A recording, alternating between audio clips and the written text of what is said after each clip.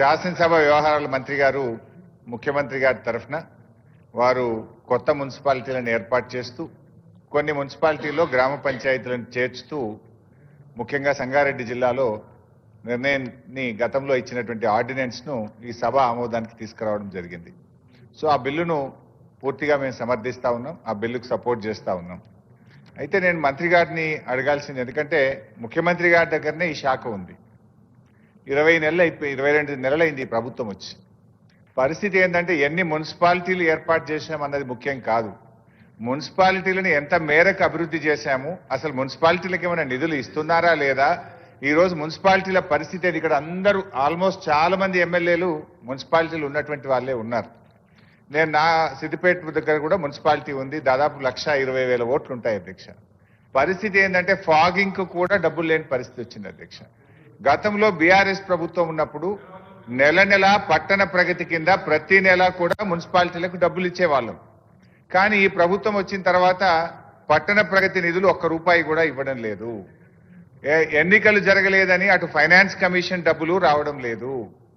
పైగా ఎల్ఆర్ఎస్ గతంలో మీరే మా మీద ఆరోపణలు చేశారు, బీఆర్ఎస్ ప్రభుత్వం పేదల నుండి డబ్బులు వసూలు చేస్తా ఉంది, రక్త మాంసాలు పిలుస్తా ఉన్నారు. కాంగ్రెస్ వస్తే ఉచితంగా ఎల్ఆర్ఎస్ చేస్తాం, ఫ్రీగా చేస్తాం. ఆ రోజేమో నో ఎల్ఆర్ఎస్ నో బీఆర్ఎస్ అన్నారు, కానీ ఇవాళ మాత్రం బరాబర్ పైసలు కట్టాల్సిందే అని ప్రజల దగ్గర వసూలు చేశారు. మరి ఇప్పుడు అదే ప్రజలు రేపేమంటారు, నో ఎల్ఆర్ఎస్ నో కాంగ్రెస్ అనే పరిస్థితి కూడా వస్తుంది. అయితే ఇక్కడ పాయింట్ ఏంటంటే నేను ఎల్ఆర్ఎస్ గురించి ఎందుకు తెచ్చానంటే, ఆ రోజు మా ప్రభుత్వం ఉన్నప్పుడే ఎల్ఆర్ఎస్ జీవో తెచ్చాం. ఆ జీవోలో చాలా స్పష్టంగా ఏం చెప్పినామంటే, సర్టెన్ అమౌంట్ ఆఫ్ మనీ ఆ మున్సిపాలిటీ అభివృద్ధి కోసం కేటాయించడం జరుగుతుంది, సర్టెన్ అమౌంట్ ఆఫ్ మనీ ఆ అర్బన్ డెవలప్మెంట్ అథారిటీ అభివృద్ధి కోసం కేటాయించడం జరుగుతుంది. మరి ఎల్ఆర్ఎస్ మీద వచ్చిన డబ్బులు ఎన్ని, దాన్ని ఎప్పట్లోగా మున్సిపాలిటీలకు అందిస్తారు, ఆయా పట్టణ అభివృద్ధి సంస్థలకు అందిస్తారో దయచేసి మంత్రి గారు చెప్పాలని నేను కోరుతా ఉన్నా. వచ్చిన డబ్బెంత, వాటిని మున్సిపాలిటీలకు పట్టణ అభివృద్ధి సంస్థలకు ఎప్పట్లోకి ఇస్తారు. ఎందుకంటే ఒకవైపు మీరు పట్టణ ప్రగతి బంద్ చేసిండ్రు, ఫైనాన్స్ కమిషన్ కేంద్ర ప్రభుత్వం బంద్ చేసింది, రాష్ట్ర ప్రభుత్వం నుంచి నయా పైసా మున్సిపాలిటీలకు ఇవ్వడం లేదు. ₹1 లేకుండా మున్సిపాలిటీలు ఎలా కొనసాగాలి? కనీసం ప్రజలు కట్టిన డబ్బు, మా పట్టణం అభివృద్ధి చెందుతుందని ప్రజలు కట్టిన డబ్బు ఆయా మున్సిపాలిటీలకు చట్టంలోనే ఉంది, ఆనాడిచ్చిన జీవోలోనే ఉంది, దాన్ని ఎప్పట్లోగా చెల్లిస్తారో స్పష్టంగా ఈ సభకు చెప్పాలని నేను శ్రీధర్ బాబు గారిని కోరుతున్నాను. మీకు కూడా మంత్రి మున్సిపాలిటీ ఉంది, మీకు కూడా డబ్బులు వస్తాయి, అసలు ఇస్తారా ఇవ్వరా? ఇప్పుడు స్టాంప్స్ అండ్ రిజిస్ట్రేషన్ ద్వారా ఆ మున్సిపాలిటీలో ఎన్ని రిజిస్ట్రేషన్లు అయినా దాంట్లో కొంత పర్సెంటేజ్ ఆ పట్టణ అభివృద్ధి సంస్థకి ఇవ్వాలి, అది బంద్ చేసిండ్రు. స్టాంప్స్ అండ్ రిజిస్ట్రేషన్ డబ్బు ఇయ్యరు, ఎల్ఆర్ఎస్ ఇయ్యరు, తర్వాత పట్టణ ప్రగతి ఇవ్వరు. ఏం మరి మున్సిపాలిటీలు ఎట్లా నడవాలి అధ్యక్ష? మేము ఇన్ని మున్సిపాలిటీలు ఏర్పాటు చేసినాము, కొత్త మున్సిపాలిటీలు పెట్టినామని చెప్పడం కాదు కదా, ఆ మున్సిపాలిటీల పరిస్థితి ఏంది? ఇవాళ మున్సిపాలిటీల్లో మున్సిపల్ కమిషనర్లు చాలా చోట్ల లేరు, శానిటరీ ఇన్స్పెక్టర్లు లేరు, అదేవిధంగా మున్సిపాలిటీల్లో ఇంజనీర్లు లేరు, అంతా అయోమయం. మీకు స్టాఫ్ లేదు, ప్లానింగ్ లేదు, ఏర్పాటు చేసుకుంటూ పోతా ఉన్నారు.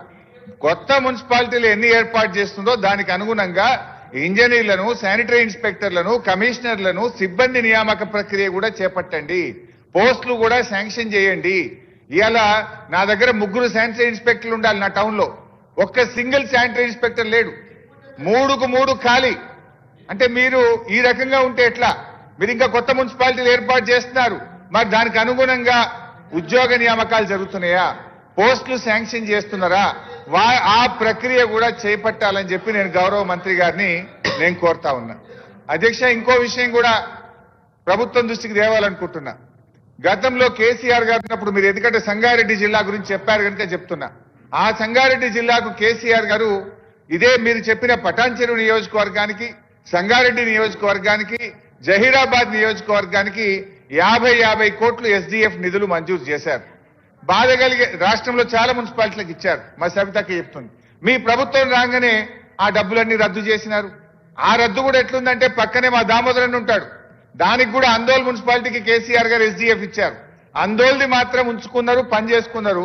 బీఆర్ఎస్ ఎమ్మెల్యేలు గెలిచిన పటాన్చెరు, సంగారెడ్డి, జైరాబాద్ రద్దు చేసి పడేసిండ్రు. ఇది ఏం పద్ధతి? అంటే ప్రభుత్వం అనేది it is for all. BRS MLA ఉన్నారు కనుక మీ ఎస్డిఎఫ్ రద్దు, ఆందోళన కాంగ్రెస్ ఎమ్మెల్యే మంత్రి ఉన్నాడు కనుక బీఆర్ఎస్ అక్కడ ఎస్డిఎఫ్ డబ్బు ఉంటది అంటే పద్ధతి కరెక్ట్ కాదు. ఇప్పుడు జైరాబాద్ ప్రజలైనా, సంగారెడ్డి ప్రజలైనా, పటాన్ చెరువు ప్రజలైనా వాళ్ళు తెలంగాణ ప్రజలే కదా, వాళ్ళు పన్నులు కడుతున్నారు కదా, వాళ్ళకి ఎందుకు రద్దు చేశారు? దయచేసి ఈ 3 నియోజకవర్గాలే కాదు, రాష్ట్రంలో ఎక్కడెక్కడైతే గత ప్రభుత్వం ఎస్డిఎఫ్ లో నిధులు ఇచ్చిందో ఆ పనులు చేపట్టాలని మీ ద్వారా కోరుతా ఉన్నాం. ఇకపోతే టీయూఎఫ్ఐడిసిలో కూడా చాలా నిధులు శాంక్షన్ చేశారు. సరే, దానికి మీరు బడ్జెట్ అరేంజ్మెంట్ చేసుకోండి. కొత్తగా బ్యాంక్ నుంచి తెస్తారా, బడ్జెట్ నుంచి ఇస్తారా, ప్లాన్ చేయండి. కానీ టీయూఎఫ్ఐడిసి కూడా క్యాన్సిల్ చేసినారు. ఇవాళ ఎక్కడెక్కడైతే ప్రతిపక్ష ఎమ్మెల్యేలు ఉన్నారో, మా జిల్లాదే చెప్తున్నాను, ఆందోళనలో మంత్రి గారు ఉంటే టీయూఎఫ్ఐడిసి మా గవర్నమెంట్ శాంక్షన్ చేసిన పనులు అవుతున్నాయి. పక్కన జైరాబాద్ బంధు, సంగారెడ్డి బంధు, సదాశివపేట బంధు, పటాన్ చెరువు బంధు, దుబ్బాక బంధు, రాష్ట్రంలో మా బీఆర్ఎస్ బీజేపీ ఎమ్మెల్యేలు ఉన్న చోట టీయూఎఫ్ఐడిసి బంద్ చేశారు. మా పొన్నమన్న దగ్గర కూడా నడుస్తుంది టీయూఎఫ్ఐడిసి. అదే మా సిద్దిపేట జిల్లాల సిద్దిపేట బంధు, దుబ్బాక బంధు, గజ్వేల్ బంధు, చేర్యాల బంధు, ఒక్క పొన్నమన్న దగ్గర మాత్రం టీయూఎఫ్ఐడిసి నడుస్తుంది. ఎందుకు? అక్కడ కాంగ్రెస్ ఎమ్మెల్యే. ఇది కరెక్ట్ కాదు. సో దయచేసి మా సబ్మిషన్ మీతోని ఎల్ఆర్ఎస్ డబ్బులు విడుదల చేయండి, అదేవిధంగా స్టాంప్స్ అండ్ రిజిస్ట్రేషన్ డబ్బులు విడుదల చేయండి, పట్టణ ప్రగతి డబ్బులు విడుదల చేయండి. ఎన్ని మున్సిపాలిటీలు ఏర్పాటు చేశామన్నది ముఖ్యం కాదు, ఆ మున్సిపాలిటీల్లో అభివృద్ధి జరుగుతుందా, మున్సిపాలిటీల్లో సిబ్బంది ఉన్నారా అనే విషయాన్ని కూడా మీరు గమనంలోకి తీసుకోవాలని, స్పష్టంగా ఎల్ఆర్ఎస్ డబ్బులు ఎప్పుడు ఇస్తారు, మరి అదేవిధంగా టీయూఎఫ్ఐడిసి, ఎస్డిఎఫ్ పనులు గత ప్రభుత్వం మంజూరు చేసిన కొనసాగించాలని మీ ద్వారా వారిని కోరుతున్నాను అధ్యక్ష. సార్, ప్రతి సందర్భంలో కూడా హరీష్ రావు గారు సార్ బిల్లు ఒకటి ఉంటే వారు వేరే విషయాలు మాట్లాడతారు. సార్, ప్రజలను సభను ప్రక్కదారి పట్టించే కార్యక్రమం చేస్తారు వారికున్న అనుభవం ద్వారా. ఈరోజు మేము చెప్తా ఉన్నాం అధ్యక్ష, అన్ని విషయాల విషయంలో మొదటి నుంచి అభివృద్ధి, మరి సిద్దిపేటలో ఫాగింగ్కి సంబంధించి, ఎల్ఆర్ఎస్కి సంబంధించి, ఎస్డిఎఫ్కి సంబంధించి, టీయూఎఫ్ఐడిసికి సంబంధించిన అన్ని అంశాలు లేవనెత్తారు అధ్యక్ష. నేను ఇంత పూర్వకం కూడా చెప్పాం, ఇది ఒక షార్ట్ నోటీస్ ద్వారా రండి, అవకాశం ఇచ్చినప్పుడు రండి, మాట్లాడదాం, చర్చకు సిద్ధం. మేము ఈరోజు మున్సిపాలిటీసు, కార్పొరేషన్కు సంబంధించిన అభివృద్ధి విషయంలో ఎక్కడా కూడా నిధుల పరంగా ఇబ్బంది లేకుండా కనీస అవసరాలు తీర్చే ఓ కార్యాచరణ తీసుకొని ఆనాడు మీరు ఇచ్చిపోయారు. ఆర్థిక వ్యవస్థ ఏ విధంగా ఉండెనో దాన్ని సరిచేసే కార్యక్రమంలో, కార్యాచరణలో ఉండుకుంటూ కూడా ఎక్కడ కూడా ఇబ్బంది లేకుండా ఈరోజు కావాల్సిన మౌలిక సదుపాయాలు కల్పిస్తా ఉన్నాం అధ్యక్ష. ఈరోజు మీరు కలెక్టరేట్స్ ని 33 జిల్లాలకు సంబంధించిన కొత్త కార్యాలయాలని కలెక్టరేట్స్ సంబంధించి ఏదో చెప్పేసినాక అక్కడ సిబ్బంది లేరు, డబ్బులు ఇవ్వలే, కాంట్రాక్టర్లకు డబ్బులు కూడా ఇవ్వలేదు సార్. కలెక్టరేట్లు అట్లా కట్టేసి వదిలేసిండ్రు. మేము మా లెగసీ, మీ లెగసీ మేము తీసుకోవాల్సి వస్తుంది, తీసుకున్నాము, డబ్బులు కట్టేసినాం. సిబ్బంది ఈరోజు గ్రూప్ 1 కానీ, గ్రూప్ 2 కానీ, గ్రూప్ 4 నియామకాలను కూడా పూర్తి స్థాయిలో ఈరోజు దాదాపు 65 పైచలకు ప్రభుత్వ ఉద్యోగ ఖాళీలను భర్తీ చేసి కొత్త ఉద్యోగాలు ఇచ్చి నింపుతా ఉన్నాం అధ్యక్ష. వారు చెప్తా ఉన్నట్టు ఈరోజు శానిటరీ ఇన్స్పెక్టర్ మేము సానుకూలంగా తీసుకుంటాం. ఇప్పుడు ఎక్కడెక్కడైతే శానిటరీ ఇన్స్పెక్టర్ లేరో అక్కడ అన్నిటిని కూడా సమాచారాన్ని తీసుకుంటాం. వారు చెప్తా ఉన్నారు శానిటరీ ఇన్స్పెక్టర్స్ పనిచేయటం లేదు సిద్దిపేటలో అని. సమాచారాన్ని తీసుకుంటాం. లేరు, అవసరం ఉన్న చోట తప్పకుండా ఇచ్చే కార్యాచరణ ఉన్నాం కనుక, మేము చేస్తా ఉన్నాం కనుక వారు అడుగుతా ఉన్నారు. వారి ప్రభుత్వంలోని వారు చేయలేదు, వాళ్ళ ప్రభుత్వం చేయలేదు కనుక వారు పెట్టలేకపోయినారు. సో ఈ రోజు కూడా చెప్తా ఉన్నాం, ఎస్డిఎఫ్, టీయూఎఫ్ఐడిసికి సంబంధించి ఎక్కడ టీఆర్ఎస్ కాంగ్రెస్ పార్టీ అని లేదు అధ్యక్ష. వాళ్ళలాగా ఈరోజు ఎక్కడైతే అవసరాల నిమిత్తంలో సైంటిఫిక్ గా పనులు ఇక్కడ అవసరం ఉంటాయంటే ఆ రోజు ఇష్టారాజ్యంగా అడ్డగోలుగా వారి శాసనసభ్యులు ఇచ్చిన దగ్గరే పెట్టుకునే కార్యక్రమం చేసిండ్రు, కార్యాచరణ తీసుకున్నారు. మేము అట్లా చేయలే. సైంటిఫిక్ గా ఈ ఫలానా నియోజకవర్గంలో ఆందోళన నియోజకవర్గం గత 10 సంవత్సరాలుగా అక్కడ మున్సిపల్ నిధులు ఇవ్వలేదంటే తిరిగి అక్కడ నిధులు ఇవ్వాల్సిన బాధ్యత మా పైన ఉంటుంది.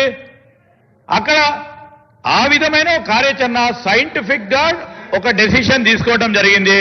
నేను గౌరవ సభ్యులకు కూడా తెలియజేస్తా ఉన్నా, ఈ మున్సిపాలిటీకి సంబంధించి ఈరోజు అభివృద్ధికి సంబంధించిన అంశం విషయంలో ప్రతి మున్సిపాలిటీస్, ప్రతి కార్పొరేషన్, మున్సిపల్ కార్పొరేషన్కి సంబంధించి అక్కడ త్రాగునీరు, సాగునీరు, సీవరేజ్ సిస్టమ్, త్రాగునీరు, సీవరేజ్ సిస్టమ్, అక్కడ ఆ ప్రజలకు సంబంధించిన కనీస అవసరాలను తీర్చడానికి వారు ప్రణాళిక లేకుండా, ఒక సైంటిఫిక్ అప్రోచ్ లేకుండా కొత్త మున్సిపాలిటీస్ ఆనోడు మరి ప్రకటన చేసి ఇప్పటి వరకు కూడా ఏ గ్రామ పంచాయతీలు ఏ విధంగా ఉన్నాయో అదే విధంగా ఉండే దుస్థితిలో ఉన్నాయి. అవన్నిటిని కూడా మంచి అభివృద్ధి పథకంలో తీసుకెళ్లే ప్రయత్నంలో ముందుకెళ్తాం తప్ప ఏది కూడా చేయలేం. ఈ బిల్లుకు సంబంధించి ఈరోజు సంగారెడ్డి జిల్లాకు సంబంధించి మరి కొత్త మున్సిపాలిటీకి సంబంధించిన అంశం విషయంలో కొన్ని గ్రామాలను కలుపుతూ పరిధిని పెంచే కార్యక్రమంలో మీరేం సలహా సూచనలు కూడా ఇవ్వలేదు. దాని విషయంలో మిగతా అంశాల విషయంలో చెప్పడం జరిగింది. మరి వారికి ఇచ్చిన అవకాశాన్ని వారు 10 నిమిషాలు మాట్లాడి చెప్పారు, ఉపయోగించుకోలేదు అధ్యక్ష. సభా సమయాన్ని వృధా చేయకుండా ఈ బిల్లును ఆమోదం చేయాల్సిందిగా గౌరవ సభ్యులను మరి మీ ద్వారా కోరుతా ఉన్నాను. పాల్వాయి హరీష్ సార్